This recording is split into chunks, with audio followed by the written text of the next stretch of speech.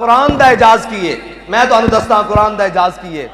کہ جیل جدو میں گیا تے پہلے کتنا کدھر اور رکھیا، پھر جدو پہلی تراویح سی تے این تراویح دے موقع تے میں کوٹ لکھپت منتقل کیتا انہوں نے تے جناب جدو میں کوٹ لکھپت پہنچیا تے علیحدہ بالکل لو خالی چکی جتھے بابا جی رہے بالکل مکمل بارک بند تے آیا میرے کول او جناب جیل دا ذمہ دار بڑا او آگے کہنے لگا جی آپ صاحب تو کوئی شے چاہیے روٹی پانی؟ میں کہا جی کوئی شے نہیں چاہیے، قرآن پاک چاہیے بس۔ انہوں نے کہا جی معذرت نال اسی تو قرآن پاک نہیں دے سکتے۔ میں کہا جی ٹھیک ہے تشریف لے جاؤ۔ گزرے کافی سارے دن گزرے، جدو 16واں روزہ سی غالباً اور کافی ساری گرمی بھی ہو گئی تے جناب میں قمیض اتاری ہوئی صرف بنیان پائی ہوئی تے قرآن پڑھ رہا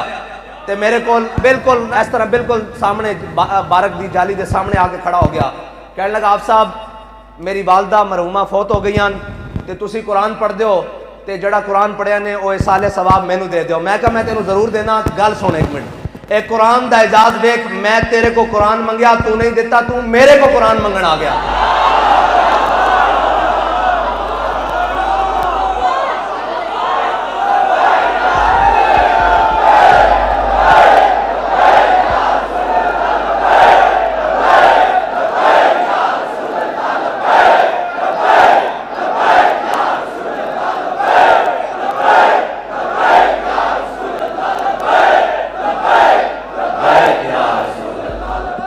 ایک قرآن دا اعجاز ہے۔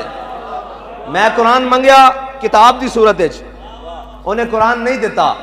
لیکن قرآن منگن میرے کول بوئے تے کھڑا ہو گیا، پھر انہیں قرآن لیا نہیں، پھر نسیا پیچھے نو، پھر نویں پھٹی نواں قرآن پاک لیا کے مینوں دیتا، کہندا جی اے لو۔ میں کہا لے جاؤ جی جڑا پڑھیا تساں لے جاؤ، قرآن لے جاؤ۔ جس واسطے میرا دل تے ایک باری کیتا کہ یار بڑا محنت نال تے بڑا زور لا کے قرآن پڑھیا ہویا، لیکن پھر مینوں وہ گل امام زین العابدین دی یاد آ گئی کہ یزید دا سپاہی امام زین العابدین دا دروازے تے آیا سی،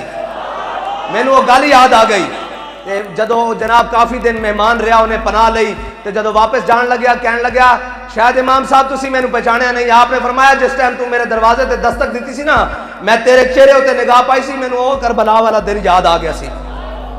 میں تینوں اس سے وقت پہچان لیا سی، لیکن میں کہا قیامت تک کوئی نہ کہے کہ ایک یزیدی سیداں دے در تے گیا سی خالی مڑ کے جاوے،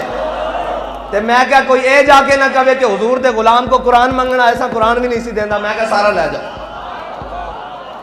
اساں اے انہاں کو سکھیا نا جی۔